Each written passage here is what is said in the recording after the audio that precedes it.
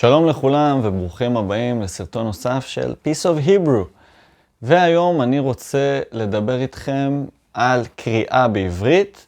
אני רוצה שנבין למה קשה לקרוא בעברית ומה הדרך הכי טובה שאני חושב שאפשר לשפר בצורה משמעותית את היכולת שלכם לקרוא בעברית.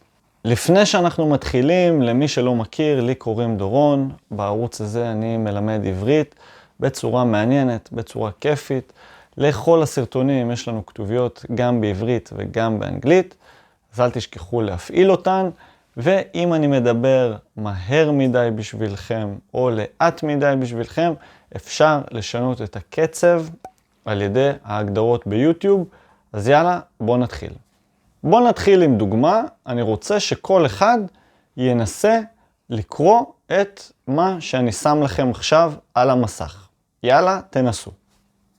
אנחנו יכולים לקרוא את מה ששמתי על המסך בשני אופנים. היא תקרא או היא תיקרא. בואו נסתכל על הדוגמה הראשונה. היא תקרא ספר. זאת אומרת שהיא תבצע את הפעולה של קריאה בספר, היא תקרא ספר. וניקח את הדוגמה השנייה. היא תיקרא שלומית. זאת אומרת, השם שלה בעתיד יקראו לה שלומית, השם שלה יהיה שלומית. למה כל כך קשה לקרוא בעברית?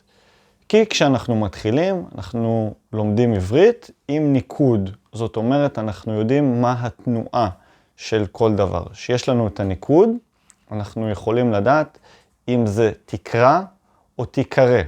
הבעיה היא שבהמשך הניקוד נעלם.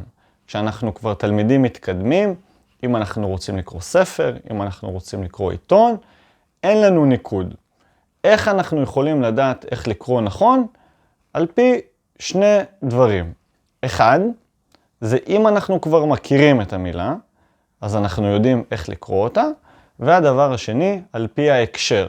כמו בדוגמה שהייתה לנו, אם היה לנו את המשך המשפט, יכולנו לדעת אם זה יהיה היא תקרא ספר, או אם היא תיקרא שלומית. זאת אומרת, אם היה את ההמשך, יכולנו לדעת על פי ההקשר מה הדרך הנכונה.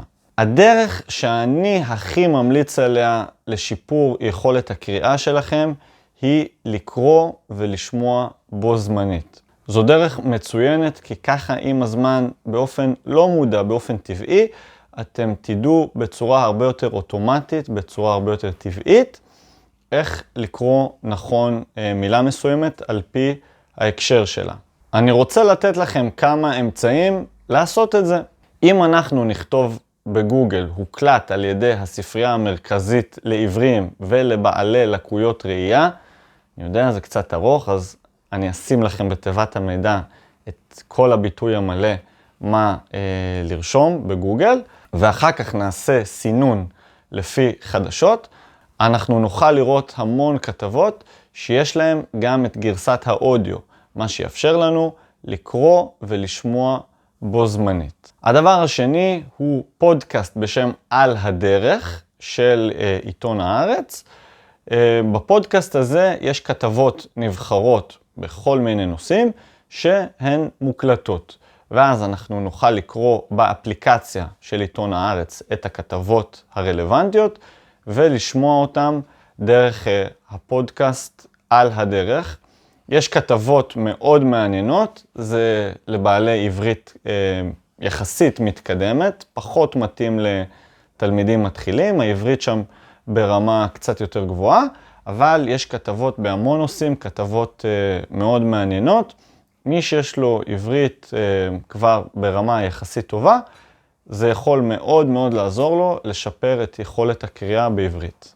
האמצעי האחרון שאני רוצה להמליץ עליו, הזכרתי אותו כבר בעבר, זה לקרוא ספר ובמקביל בו זמנית להקשיב לגרסת האודיו שלו.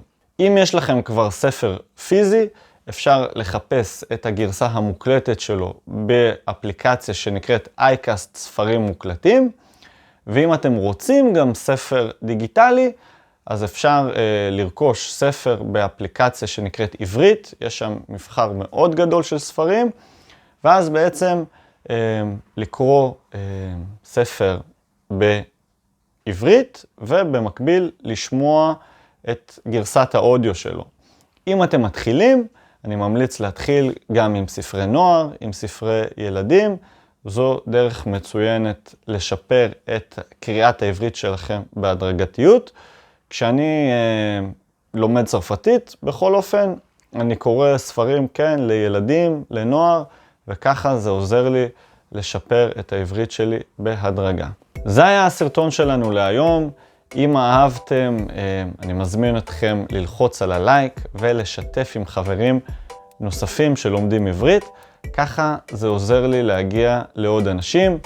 אם אתם עדיין לא רשומים לערוץ, אני אשמח אם תירשמו. ודבר אחרון, אם יש לכם טיפים משלכם איך לשפר את קריאת העברית, אני אשמח אם תרשמו לי כאן בתגובות, זה יעזור גם לי וגם לשאר הרשומים שלנו ללמוד דרכים נוספות ללמוד עברית. וזהו, נתראה בסרטון הבא ביום שלישי הבא.